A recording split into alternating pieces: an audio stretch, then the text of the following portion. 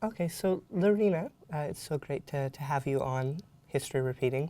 Um, I mean, I have so many questions that I want to talk about, but I always love to start off at the very beginning with your early influences and, what type of environment you grew up in.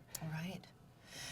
Well, I grew up in a small town in southern Manitoba and in the 60s and 70s.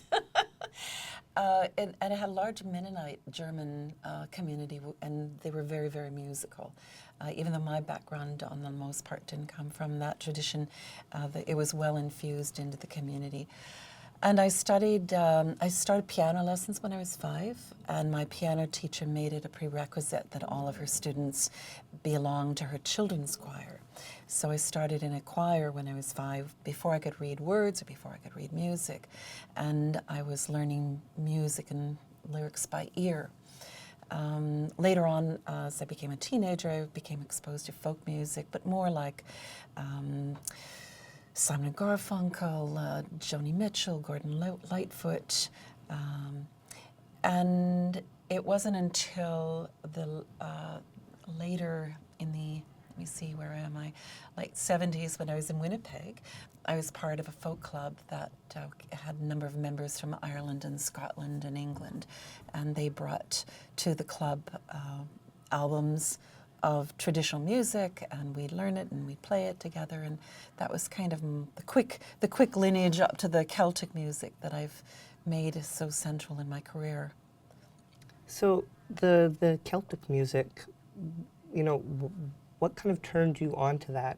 Was it like a aha type of a moment that when you heard that style of music, they were like, that's for me? Yeah, it was. It was a kind of involuntary attraction.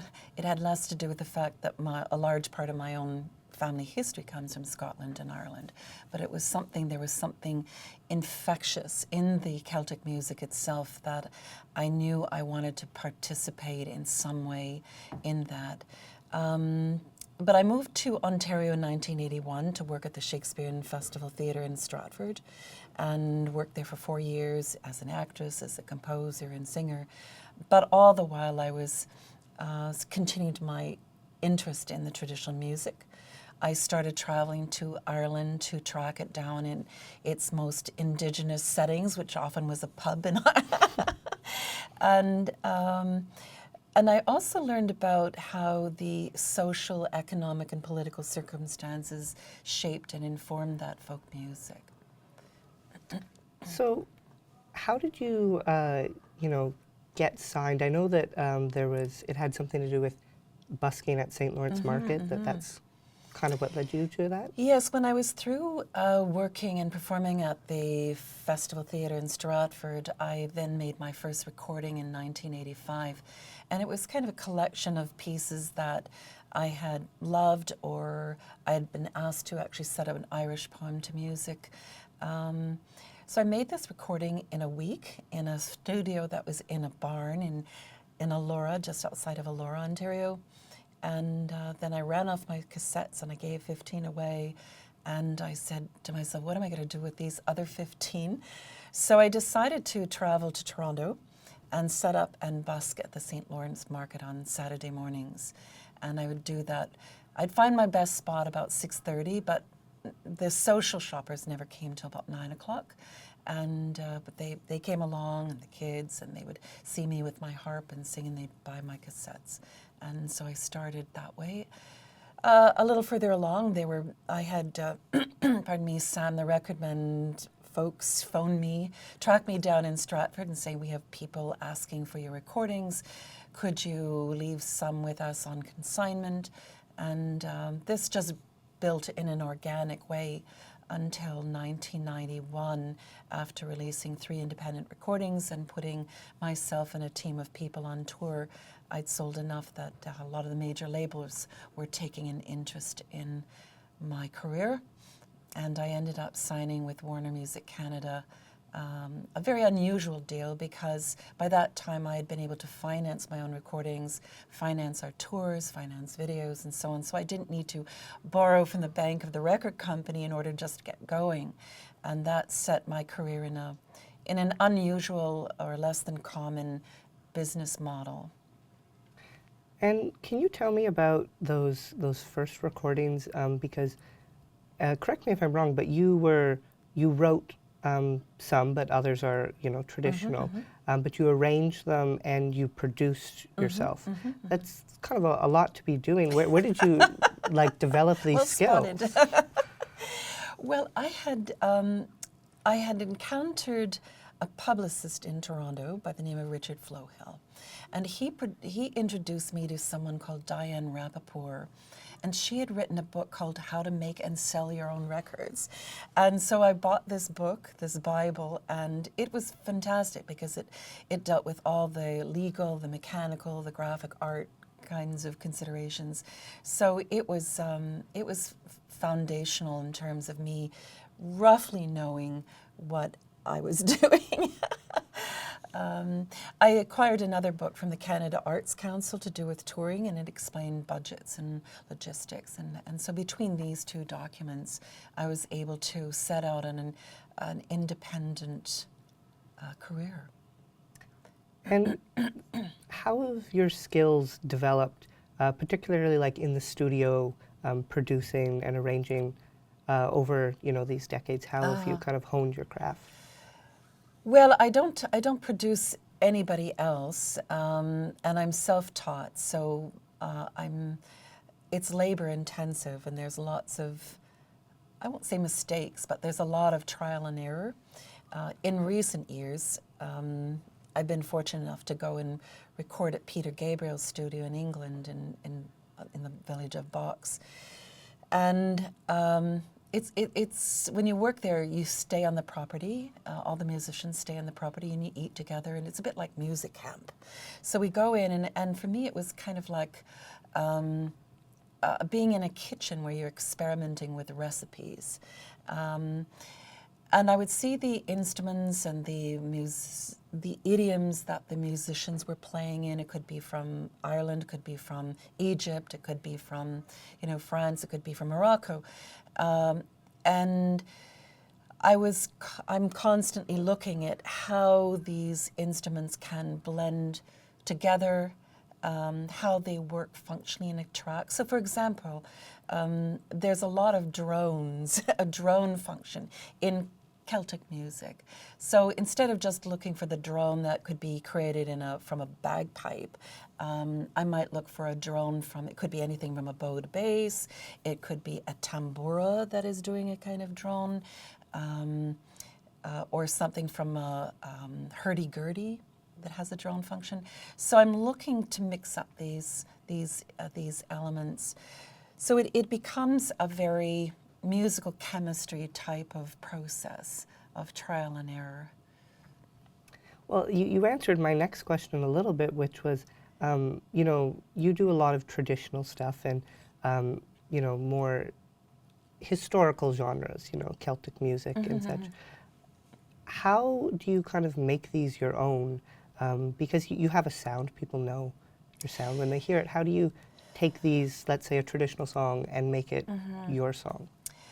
Well, after about 1989, I recorded fewer traditional pieces and started writing my own original material. And it was a real juncture in between 1989 and 1991. In 1991, I attended an exhibition in Venice that was the most extensive exhibition ever assembled on the Celts. And the Celts, up until that point, I thought were these mad collection of anarchists from Scotland and Ireland and Wales and Brittany. But they were actually this vast collection of tribes that had fanned out across Europe and into Asia Minor and dated back to about 500 BC. And by that time, I had taken a deep interest in travel writing and felt this experience of how you can learn about history and cultures through travel writing. So I decided that there were a lot of other probably more accomplished or musicians that were performing the traditional repertoire better than I could. I decided that I would start writing more material. Some of it be completely the lyrics and the music. Other times I would be setting poems to music, like The Highwayman of Alfred Noyes or The Lady of Shalott of Tennyson. I set some of Shakespeare's works to music. So over the years, particularly from 91 onward, I'd be writing more, but inspired by that history of the Celts, dating back to 500 BC and going around this massive geographical territory, including Greece and Turkey and Mongolia. And I was going to ask you about that, about traveling. I assume that it's, you know, you're learning a lot as you're going, but do you find yourself, you know, putting yourself in the shoes of the people, like Celtic people that were once there, or what is kind of the process like to do this type of music? Oh, that's a good question. I mean, I put what I did, particularly after discovering that the Celts were this vast collection of tribes, I started in the northwest corner of Spain, in the area called Galicia, and that's where the Celts were in that region. But once I got there, I was exposed to the broader scope of Spanish history that involve Christianity, Judaism, Islam. That took me over to Morocco.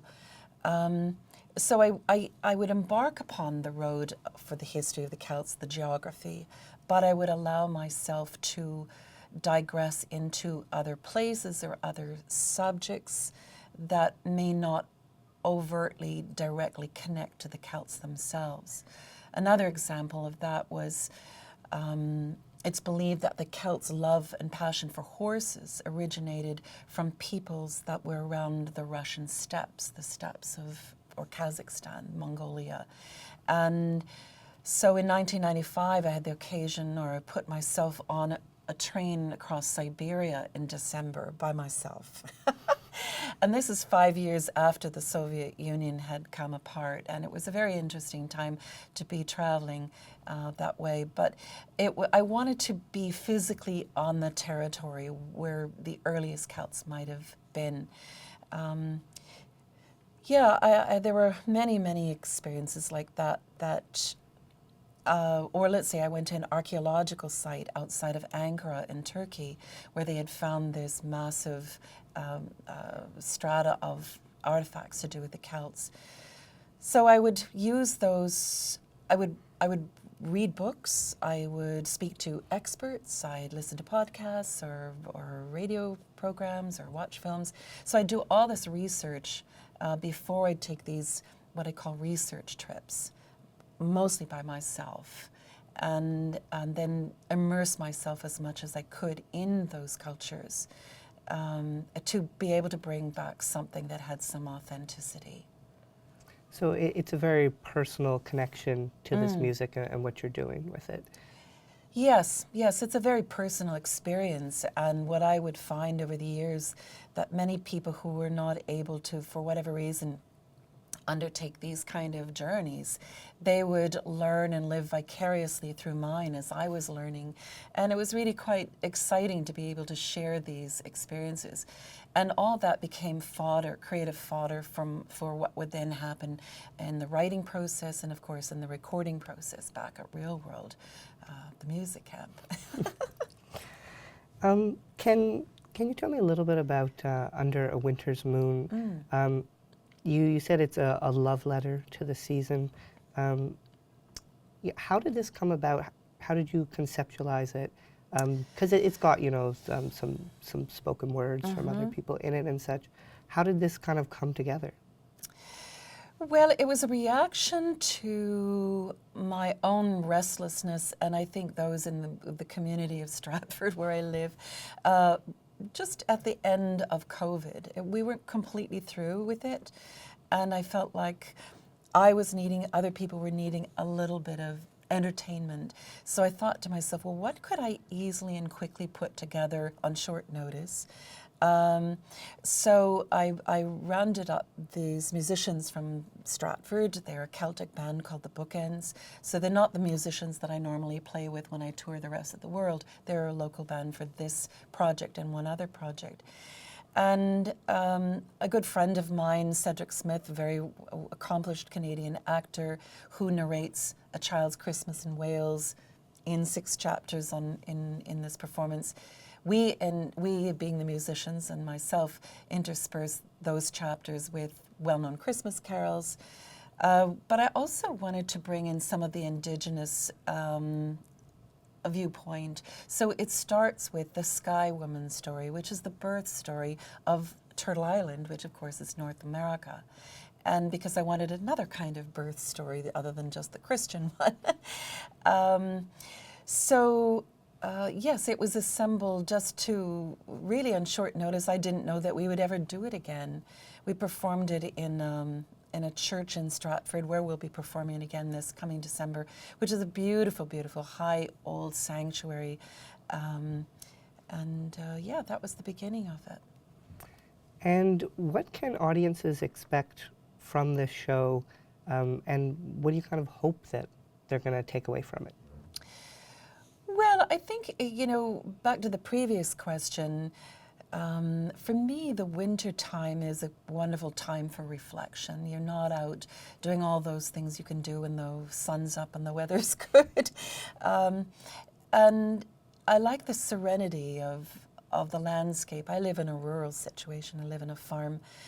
And there are so many beautiful traditions that emanate out of this time of the year, not just within the Christian tradition, but other traditions as well. And I love excavating the festivals and the rituals and those traditions and bringing them forward, and in particular the musical ones. So one of the pieces that we sing, in fact, is a wassail song from England. All the performers, we sing it in 4-part harmony. So what do I hope or expect people to take from it is, well, to the degree that they've not been introduced to this kind of music, maybe they'll find it interesting, maybe they'll find it reflective in nature, maybe this wonderful story of a child's Christmas in Wales for a generation who's never knew or heard the Christmases of 100 years ago.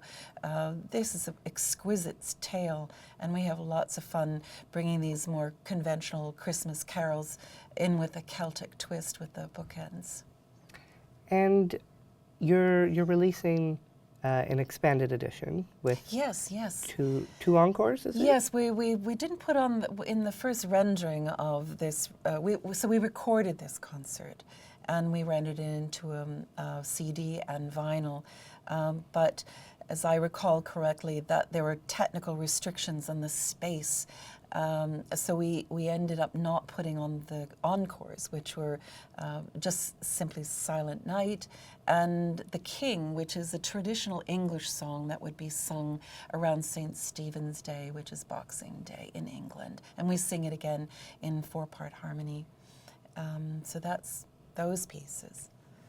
And that's coming out the same day as your live album. Yes. And I see here it says Volume 1. Right. Is there a plan to have some more? You're very astute. Well, yes. I mean, this is a soundboard recording. It's something new for us. There were people that inquired as to whether or not we would be open to making such a thing. And so these are recordings that are made directly from the sound desk. And so they sort of replicate or emulate the sound that you would be experiencing on stage. It's a very all-encompassing kind of sound, and is a bit of a different mix. So yeah, and it was recorded on our tour in Europe last summer. Our tour began in Turkey and went to Greece, and then went to Spain and Italy, and I can't remember where else. But when we stopped in Spain, we performed in this beautiful botanical gardens for about, 3,000 or 4,000 people, and and we were able to have guests that night. So we have a wonderful flamenco guitarist that I work with on my last recording, Daniel Caceres, and a woman called Anna Arcada, who plays a nyckelharpa. A nyckelharpa is a Scandinavian bowed instrument, a very unique and distinctive sound. So we weren't able to perform with him anywhere else on this tour except in Madrid, and that was really largely why we chose this performance, because we had these special guests with us. And what's on this record? Like when you're doing your shows and it's not something like Under a Winter's Moon, when it's just a show that's happening at any time in the year, a lot of artists do, like a greatest hits type of a thing.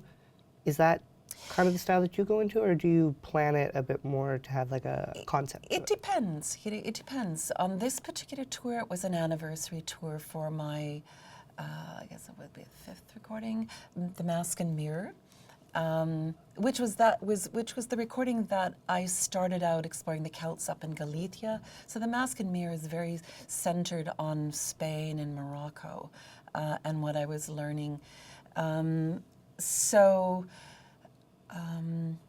Yeah, I've lost track of the question. It was how you know, do you plan your shows, specifically this one, if it's an anniversary? So this was an anniversary tour. There'd be other times where it might be the kind of best of, but on this anniversary tour, we performed the full recording in order, and then the second set is a best of type of thing. But other tours, we might just do a mixture of things. So. And I want to just jump ahead to, was it earlier this year that you were inducted into the Canadian Music Hall of Fame? What did that feel like, and is it different from any? I mean, you've had many accolades. Is it different from any others? Well, it is in a way. I mean, it was a great honor, very humbling to see myself in the company of people that are icons in my eyes and who inspired me when I was growing up.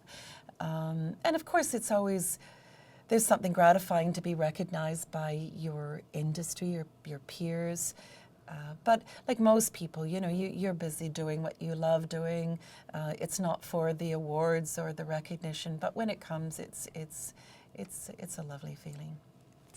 And I just wanted to finish off with, you know, is there anything that you still want to do that you haven't done in the industry?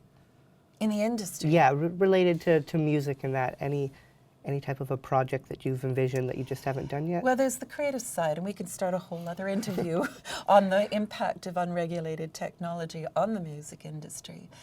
That's because I'm old enough to, and my career old enough to have been around to know how things worked before the internet. And I would say from that standpoint, the unregulated internet is probably the biggest threat to the creative industries, music industry just being one of them. And now with the advent of AI outside of a real adult conversation in society as to in what way or do we want this kind of technology. But if one is talking creatively speaking, there was a whole other research trip that I took to Rajasthan in India that I've never rendered into a recording yet. And it was really fascinating. And again, followed a lot of the different rituals and customs and festivals. That was pretty exciting. I traveled on train and went to a Sufi conference, not a conference, but a festival in Nagore, and no, it was just from an anthropological standpoint, my fascination with the Celts, it was really, really interesting. So I haven't completely let go of that idea, but as with many of my recordings, I kind of mine history. But I always like to try to find the contemporary relevance in it, that it isn't just a gratuitous, cursory review of what's going on. It's saying, what have I learned from this history? What have I learned from these people? How does this fit and become relevant in our day and age? And that, for me, is the most gratifying when I can do it. Well, thank you, Loreena, for taking the time to speak with me. And I'm looking forward to your shows. You've got, is it Stratford, Toronto, and is it London? Yes. Yes, we do 2 shows in Stratford on the 10th and 11th of December, and at the Centennial Hall in London on the 12th. And then we're at Koerner Hall in Toronto on the 13th and 14th. And I think we've got 1 show on the 13th and 2 performances on the 14th. So matinee. Well, hopefully everything goes great with them, and that you continue to create. Yeah, thank you so much, and very, very interesting questions. Thank you for that.